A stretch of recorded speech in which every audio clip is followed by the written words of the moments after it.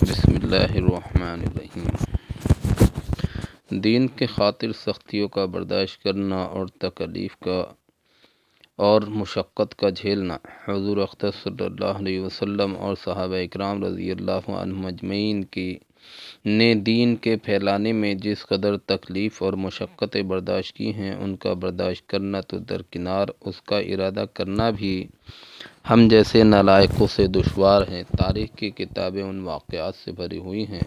مگر ان پر عمل کرنا تو علیحدہ رہا، ہم ان کو معلوم کرنے کی بھی تکلیف نہیں کرتے۔ اس باب میں چند قصوں کو نمونے کے طور پر ذکر کرنا ہے۔ ان میں سب سے پہلے خود حضور اکرم صلی اللہ علیہ وسلم کے ایک قصے سے ابتدا کرتا ہوں کہ حضور صلی اللہ علیہ وسلم کا ذکر برکت کا ذریعہ ہے۔ حضور اکرم صلی اللہ علیہ وسلم کے طائف کے سفر کا قصہ۔ نبوت مل جانے کے بعد 9 برس تک نبی اکرم صلی اللہ علیہ وسلم مکہ مکرمہ میں تبلیغ فرماتے رہے اور قوم کی ہدایت اور اصلاح کی کوشش فرماتے رہے، لیکن تھوڑی سی جماعت کے سوا جو مسلمان ہو گئی تھی اور تھوڑے سے ایسے لوگوں کے علاوہ جو باوجود مسلمان نہ ہونے کے ان کی مدد کرتے تھے، اکثر کفار مکہ آپ کو اور آپ کے صحابہ رضی اللہ عنہم اجمعین کو ہر طرح کی تکلیفیں پہنچاتے تھے، مذاق اڑاتے تھے اور جو ہو سکتا تھا اس سے درگزر نہ کرتے تھے۔ حضور صلی اللہ علیہ وسلم کے چچا ابو طالب بھی انہی نیک دل لوگوں میں تھے جو باوجود مسلمان نہ ہونے کے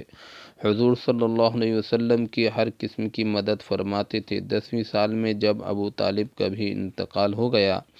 تو کافروں کو اور بھی ہر طرح کھلے مہار اسلام سے روکنے اور مسلمانوں کو تکلیف پہنچانے کا موقع ملا۔ حضور اقدس صلی اللہ علیہ وسلم اس خیال سے تشریف لے گئے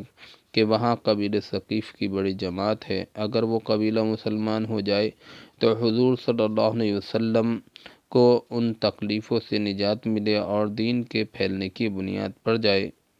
وہاں پہنچ کر قبیلے کے 3 سرداروں سے جو بڑے درجے کے سمجھے جاتے تھے گفتگو فرمائی اور اللہ کے دین کی طرف بلایا اور اللہ کے رسول صلی اللہ علیہ وسلم کی یعنی اپنی مدد کی طرف متوجہ کیا، مگر ان لوگوں نے بجائے کہ اس کے دین کی بات کو قبول فرماتے یا کم سے کم عرب کی مشہور مہمان نوازی کے لحاظ سے ایک نووارد مسلمان کی خاطر مدارات کرتے، صاف جواب دے دیا اور نہایت بے رخی اور بد اخلاقی سے پیش آئے۔ ان لوگوں نے یہ بھی گوارا نہ کیا کہ آپ یہاں قیام فرما لیں۔ جن لوگوں کو سردار سمجھ کر بات کی تھی کہ وہ شریف ہوں گے اور مہذب گفتگو کریں گے، ان میں سے ایک شخص بولا کہ اوہ،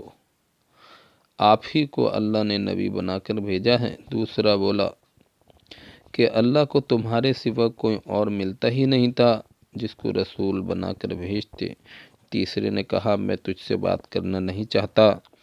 اس لیے کہ اگر تو واقعی نبی ہے جیسا کہ دعویٰ ہے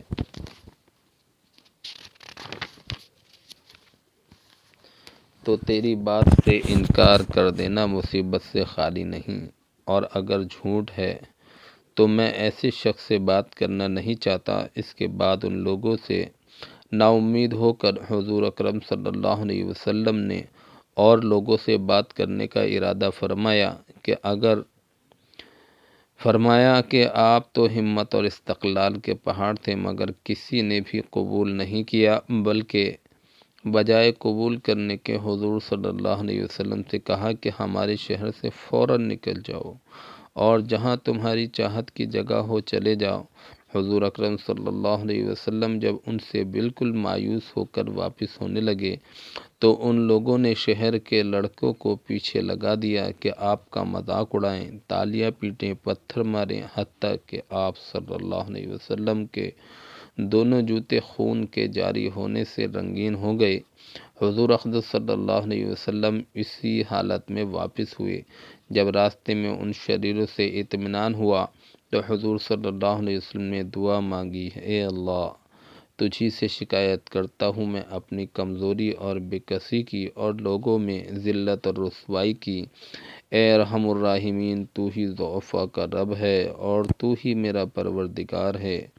تو مجھے کس کے حوالے کرتا ہے؟ کسی اجنبی بیگانے کے جو مجھے دیکھ کر ترش رو ہوتا ہے اور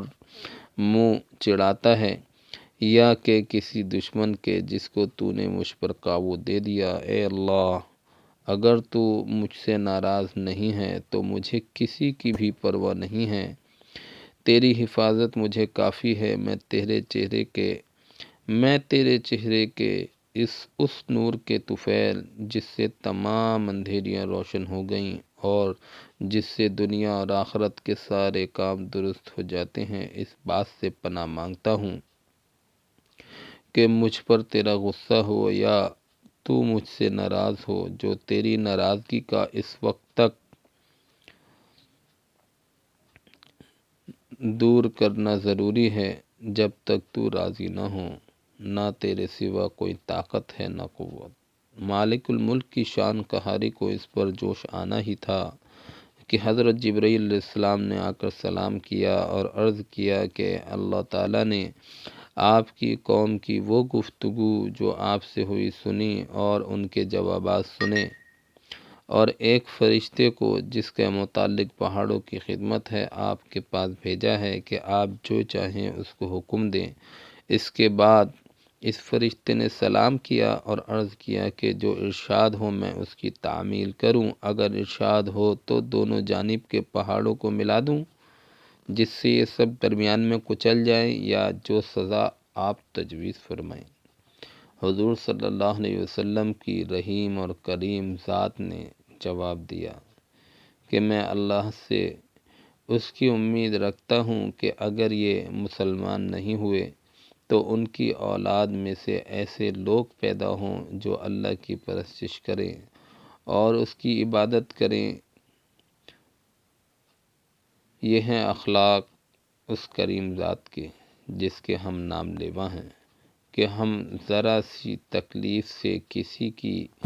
معمولی سی گالی دینے سے ایسے بھڑک جاتے ہیں کہ پھر عمر بھر اس کا بدلہ نہیں اترتا، ظلم پر ظلم اس پر کرتے رہتے ہیں اور دعویٰ کرتے ہیں اپنے محمدی ہونے کا، نبی کے پیرو بننے کا۔ نبی کریم صلی اللہ علیہ وسلم اتنی سخت تکلیف اور مشقت اٹھانے کے باوجود نہ بددعا فرماتے ہیں نہ کوئی بدلہ لیتے ہیں۔ اللہ پاک ہمیں کہنے سننے سے زیادہ عمل کرنے کی توفیق عطا فرمائے۔ اللہم لک الحمد و لک الشکر۔